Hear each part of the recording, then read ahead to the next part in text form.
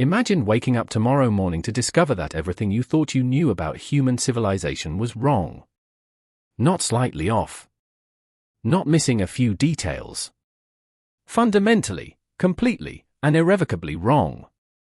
That is exactly what happened on a September morning in 1994, when a German archaeologist named Klaus Schmidt stood on a barren hilltop in southeastern Turkey and looked down at something that should not have existed. Stone pillars. Massive, carved, deliberately arranged stone pillars, buried beneath 12,000 years of dust and silence. 12,000 years. Let that number sink in for a moment. The Egyptian pyramids? 4,500 years old. Stonehenge? 5,000 years old. The invention of writing? 5,500 years ago. The wheel? 6,000 years ago. Göbekli Tepe is twice as old as all of them. And here is the detail that changes everything: the people who built it were not supposed to be capable of building anything at all. According to every textbook ever written, every university lecture ever delivered, every documentary ever produced, the humans of 10,000 BC were simple hunter-gatherers. Nomadic. Primitive. Surviving day to day, season to season, with no permanent settlements, no agriculture, no organized society, no religion complex enough to require a temple. They were not supposed to build anything. They were supposed to be too busy surviving. So how did they carve 18-ton limestone pillars? How did they transport them across kilometers of rough terrain without wheels, without draft animals, without metal tools? How did they organize hundreds, perhaps thousands, of workers across generations? How did they create intricate artistic carvings of animals and abstract symbols on stone surfaces with nothing but flint and obsidian? And perhaps most haunting of all, when they were finished, why did they bury it? Why did the builders of the world's first temple choose to fill their own creation with tons of dirt and rubble, sealing it away as if hiding a secret they were not ready to share with the future? Göbekli Tepe does not just rewrite history. It raises a question that archaeologists are still unable to answer: what else are we wrong about?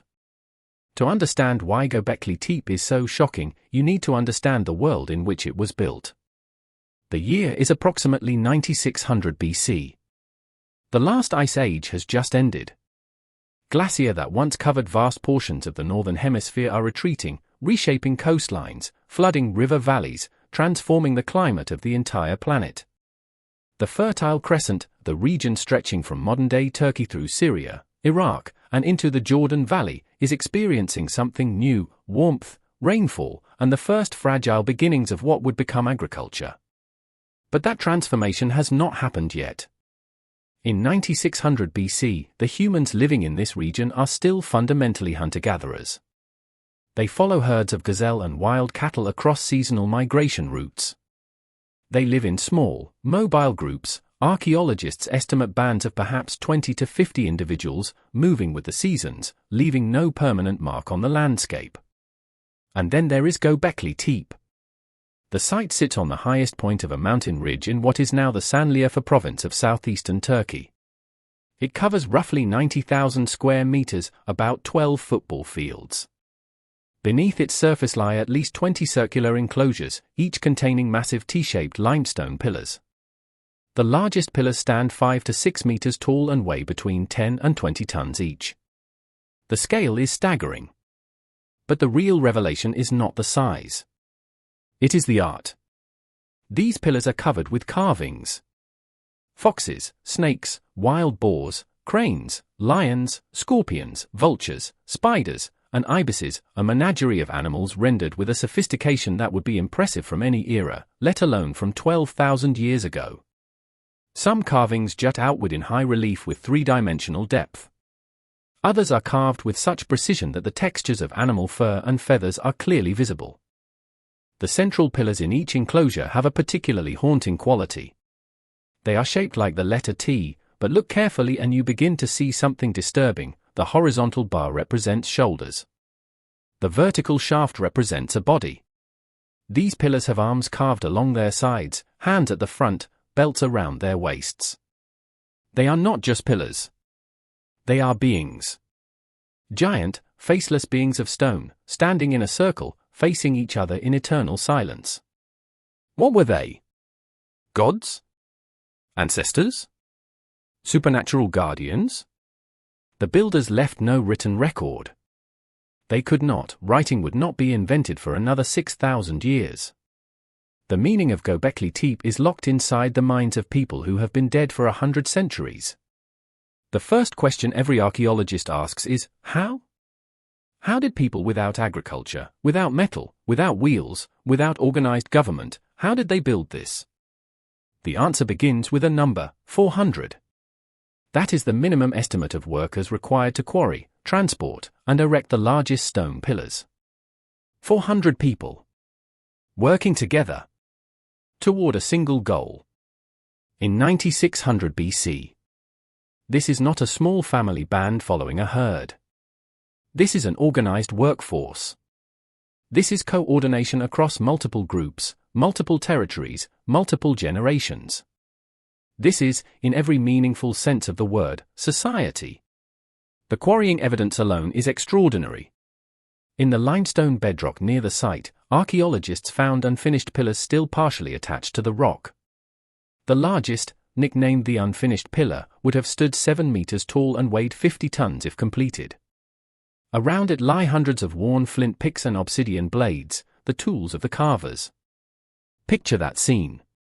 Someone knelt on that quarry floor and hammered, chipped, and scraped at solid limestone for days, weeks, perhaps months.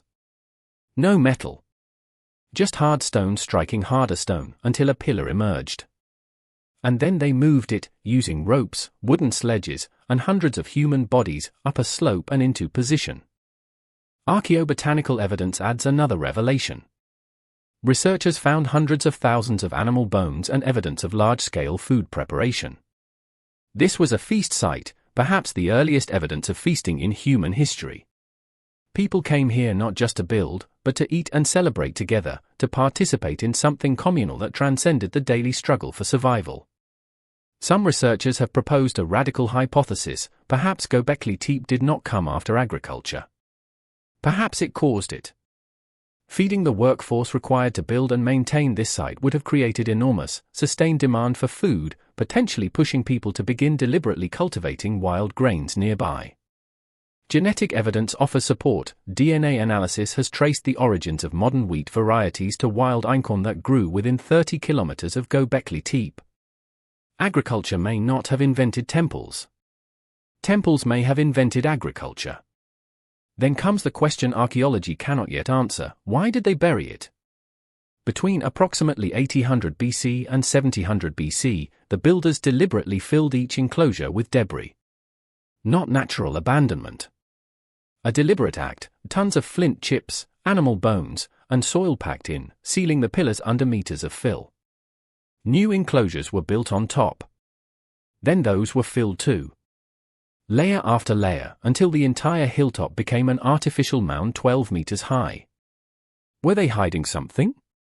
Completing a sacred cycle? The answer remains buried with the builders. Only 5% of the site has been excavated.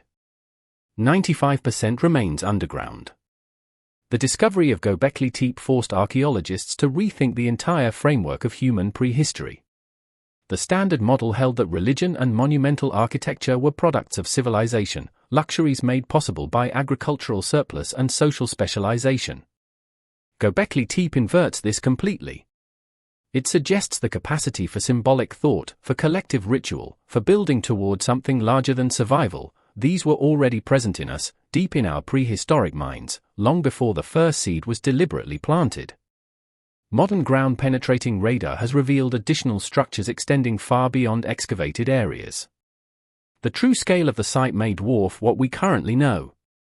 UNESCO designated it a World Heritage Site in 2018, and hundreds of thousands of visitors now stand where Klaus Schmidt once stood, feeling the same vertigo, the sense of the floor dropping out from beneath everything they thought they knew.